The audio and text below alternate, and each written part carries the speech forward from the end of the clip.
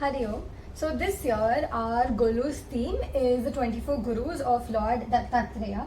So the first thing that we can see here is that he has three faces: Brahma, Vishnu and Shiva. So basically Lord Dattatreya is the unison of Lord Brahma, Vishnu and Lord Shiva. So once upon a time, there was a king called Yadu, and he was very well known for his wisdom. So he was going through the forest, and there he found Lord Dattatreya in such a blissful state. And upon seeing that, he asked Lord Dattatreya, "What is the reason, or how did you achieve this profound happiness?" To that, Lord Dattatreya said that his contentment stems from self-realization, and who taught him the self-realization? The 24 Gurus. As you can see, Lord Dattatreya had 24 different gurus, which were not majorly people, but rather animals, insects, and even non-living things that he has learned from that helped him achieve this blissful state. Lord Dattatreya learned from the earth her patience and her forgiveness. No matter how much harm or no matter how much pollution, for example, that people do on earth, she neither takes revenge, nor she cries or screams, and nor does she destroy anything as such, and she keeps giving. And as we learned from our Chinya Mission pledge, we should produce more than what we consume and give more than what we take. So that is the first lesson that Lord Dattatreya learned from the earth. The next element that Lord Dattatreya learned from is the sun. The sun knows how and when to evaporate the water from the ocean, and also when to make it rain. It knows how to make it rain on earth at the right time. So it is said that in the similar manner, a person with such high wisdom knows how to receive these objects from the world through his senses, and at what time should he donate them, or should he spread this knowledge to the world. So at no time is there no attachment to these objects of the senses, and they seem very intelligent because they know when to receive information and when to give back the information. Water. So just as how water by itself is naturally very clean, very smooth and very purifying, that is one quality that we learn from water, that is to purify. Just like how we all know that when we put our impure selves into holy waters like Ganga, it gives back the pure form of us, which means that the true nature of water is purity. And just by visiting, touching and reciting the names of pilgrims like Ganga, Yamuna, etc., we become pure.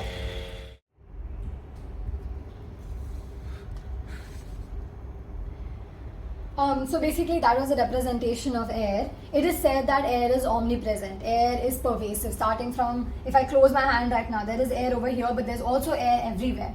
So according to Lord Dattatreya, he says that no matter where the air goes, it does not absorb the good or bad things from that surrounding. Similarly, no matter where we go, we should not observe all of the qualities of that place or observe the essence of that place. For example, we are going to a place where the crowd is of bad people or the crowd is of extremely good people. We should not lose our true essence, and we should always stay focused on our goal and not change ourselves because of the places that we go to.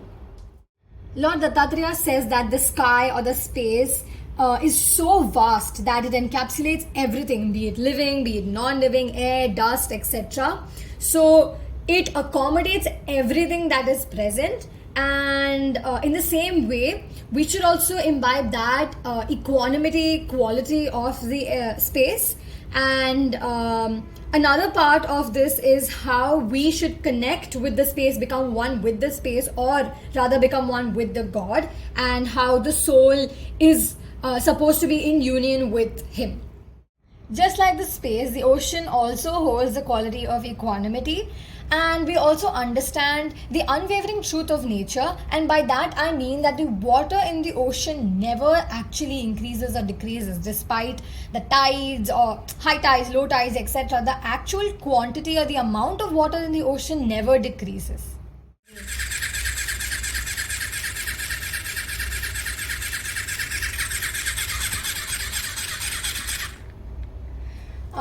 The next thing that Lord Dattatreya learned from is the eagle.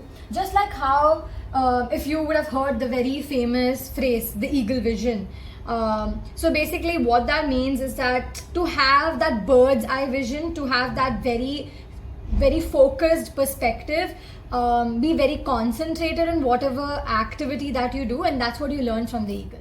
Lord Dattatreya says that there is a quality that we should not learn from the honey collector, and that is to steal or to take away someone else's property, somebody else's wealth, somebody else's happiness, somebody else's hard work, which is basically the honey bee's hard work, because it collects all of that nectar and makes a home with it. But whereas the honey collector destroys that home and takes all of that essence for themselves. So that is one quality of the honey collector that we should not learn, and be happy and content with your own self.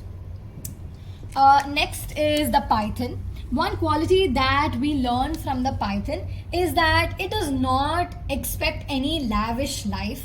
It can, move around, go anywhere without any actual food that it wants. It can eat anything, live in any place. In the same way, we should not be attached to all of these materialistic things in the world, and we should be happy with whatever we have.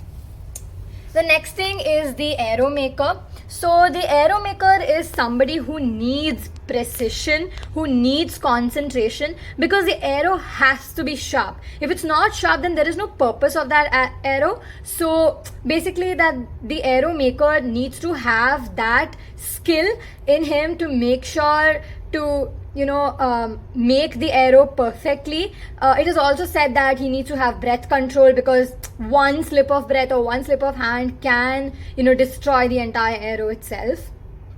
Then we have the bangles. So there is a small story behind this. There was a young woman, and she had to make some food for guests outside her house, and her bangles kept making a lot of noise. So she started breaking the bangles one by one. Initially she had 4 bangles in each hand, and she broke 2. But even those 2 bangles made a lot of noise. And finally, when she broke 1 from each hand and had only 1 bangle left in each hand, she realized that one bangle in her hand is not making any noise. And Lord Dattatreya says that we should learn solitude from there. Yes, we do meet a lot of people, we do have a lot of bonds throughout life, but at the end it is just you, and you should be happy living in solitude. The next one is a child. So what could we possibly learn from a child? But Lord Dattatreya says that the child is the most purest form. It is the most innocent being, because there are no impurities from the outside world, neither good, neither bad, nor bad. The child does whatever it wants, eats, sleeps, cries, and it's very carefree. So that is the kind of life that we should also live, and be very pure like the child. Moving on to the 5 senses. The moth represents the eyes. There is another story for this, where the moth saw the glowing flame of a burning candle or a diya and died right into the fire. This shows that we should keep our vision under control and not be mesmerized by all of the illusions. Then there is the fish, which represents the sense of taste or tongue, and this shows us that we should control our tongue, because all of the fishermen or people who want to catch fish put a bait in the water, and the fish gets attracted to that bait and then gets caught. So this shows us that we should control our tongue. Then there is the deer, which represents the sense of hearing. So the deer hears all of the lovely music that is happening in the forest and gets attracted to it, and at the end gets captured by the hunter. So this shows us that no matter what we hear, be it from other people or be it anything that's attractive, we should always keep that under control. We have the honeybee, which represents the sense of smell. This is a good quality of the honeybee because of its smell, that it's able to collect all of the nectar. It also represents hard work, because it does not take a lot of the nectar, or nor does it take very less. It takes exactly the right amount that is required. And the 5th sense that we learn is the sense of touch that we learn from the elephant. that it gets attracted to the female elephant, and this is what people who hunt for elephants lure the male elephants through, and kill it for the tusks. So we should again keep all of our senses under control. The pigeon is one such bird that we should not learn a particular quality from, according to Lord Dattatreya. So there is a story where there was a family of pigeons, and when the mother and the babies went to drink water, a wolf came and ate them.